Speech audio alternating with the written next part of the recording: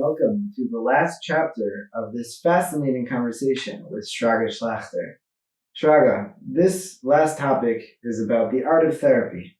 How is becoming a therapist different from most other professions? Any other profession, Marty, you could separate the person from the job. If you're a doctor, that's what you do for a living. Who are you as a person doesn't make a difference.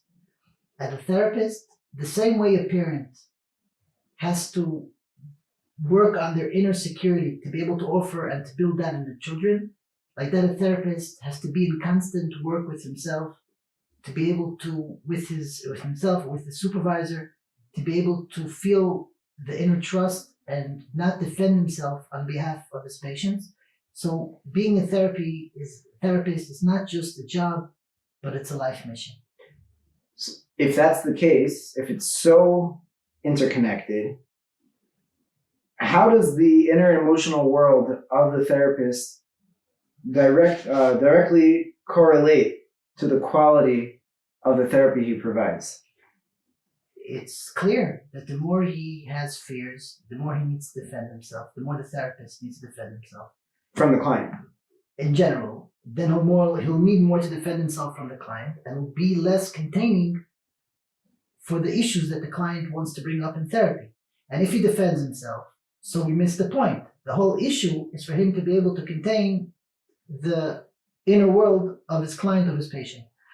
Therefore, the inner world of the therapist is directly linked to the quality of treatment that he gives to his patients. And he has to be in constant work with himself to be able to grow as a person and as a therapist together. Why is it so important to stay focused in therapy on the here and the now? The closer we are to the event, the more the feelings are sensitive, the more effect it has on the emotional world of our patient. Therefore, issues that come up in here and now, especially between the therapist and the patient, trigger the inner fears that the patient has and enables the therapist to deal with those feelings with his patient and touch those places and build the inner core of trust in a better way. Therefore, it's for sure better the more the issue is hot, the more the issue is sensitive, the more the issue has to do with what's happening here and now between the therapist and the patient, the more effect it has on the life of the patient, and the better it is for us to deal with it in the office. Sometimes it might be difficult for the therapist touching these issues, addressing these issues, but that's really the therapist's problem, and he has to work with that with his own supervisor to enable him to bring up issues that maybe he feels not comfortable to bring up. And once we've had all these discussions and the client is coming for months and months of therapy, at what point do we feel that we've had a success? Success in therapy is not solving the issue that he came to us to solve. Success in therapy is building, even in a centimeter, the feeling of the inner trust that the patient has.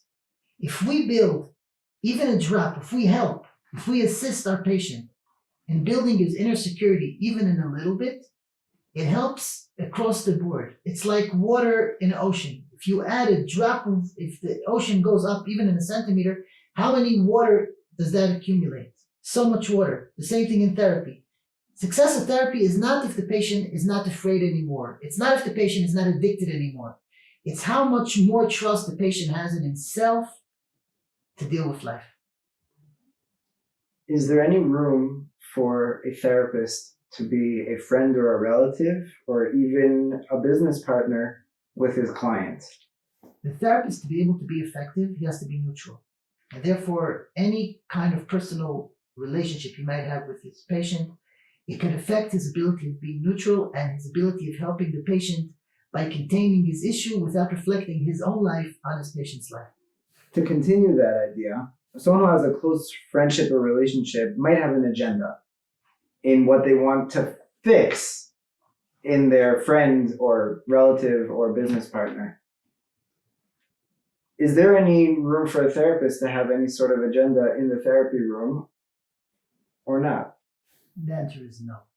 The only agenda the therapist can have in the room is to improve the quality of life of his patient. That means he's not supposed to think, if he's a marriage counselor, if he's a marriage therapist, his job is not to keep the couple together. If he's a addiction therapist, his job is not to take away the addiction from his patient. All these are agendas. It's an honor to be able to walk together with his patient in the journey of life, to be able to contain the fears that the patient brings up, to be able to hold the patient in those fears, to help the patient build his inner core of trust. That's the only agenda the therapist should have. Any other agenda will diminish his ability to fully help his patient grow from therapy. And yet, without having an agenda, how will the therapist know which issues to address? Well, it's easy. Usually the issues of here and now is not always comfortable for the therapist to bring up. So what I teach my students is the more the issue is more uncomfortable for you to bring it up, it's a sign that that's what you have to talk about.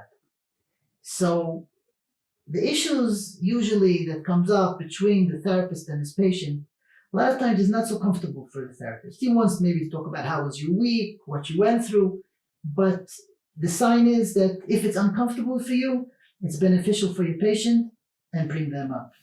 Is it important in therapy to resolve the primary issue that brought the client originally into the therapy room?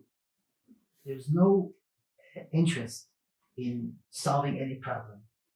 Any conflict that we could bring up in the room and contain the fear behind it will help the patient build the inner trust that's so important for his quality of life. So the primary issue that brought him into the room was the trigger, but there could be so many other triggers that could come up. And any trigger that we touch, as long as we address the fears rather than solving them, we help our patient. When the client doesn't really want to address a certain issue, how should the therapist go about dealing with that? That is very interesting. Lots of times my patients tell me, I ask you not to touch this specific issue. And what I do in these cases is I tell them, okay, I'll respect that. We're not going to address this issue, but let's talk about why you prefer not to address the issue. And first of all, we accomplish here a few things. First of all, the patient feels that the patient knows that we respect what he's asking for us, and it's the most important in therapy is that the patient feels secure in the room and he feels that we respect him as a person. But understanding the reason why he doesn't want to bring that up is not less important understanding the issue itself. Because behind the why, there's a lot of fears. And we can address those fears through understanding why rather than dealing with the issue itself. Mm-hmm. How does the therapist deal with sexual attraction that arises in the therapy room between the client and the therapist? Well, that's another example of here and now. If the therapist prefers not to address the issue, it's because he's trying to defend himself, and basically he's reflecting his world on the patient. The therapist doesn't have the privilege to not address issues that the patient could benefit from.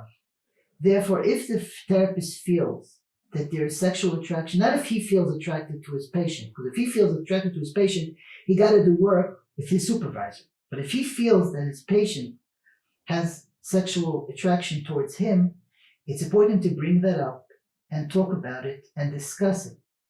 Because then you're dealing with conflicts that has to do with here and now, and the patient has a lot to gain from it to build his inner security. Has that ever happened to you? Has there ever been a situation where you've encountered sexual attraction in the clinic? Well, once I had this woman that she came for therapy, and she told me that she wants to have sex with me. She was very blunt, and I told her it won't happen. So she said, okay, it won't happen, goodbye. And she ended the session. And I felt bad because she came to me previously because she had an affair with her previous therapist. And she was devastated from that. And she came to me. And what I did is I just blocked her. I said it won't happen, and she left. I did work with my supervisor. And then it helped me to ask her back for a meeting. We met again. And I asked her, why does she want to have sex with me? Why me? And we worked to understand what fears that she had that triggered her need to be with me, and it helped her a lot. So in the beginning, I tried to defend myself.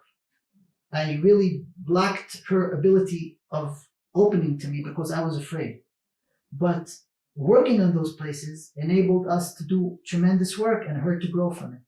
Thank you, Shraga, for this fascinating discussion and conversation that we've now had about the expansive world of emotions and the therapy room and therapists and clients and everything that we've discussed until now. It's really been quite eye-opening and exciting to hear. This concludes our conversation with Shraga Schlachter.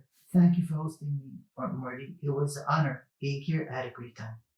We hope that you've enjoyed and that you have gained and learned a tremendous amount from this enlightening conversation.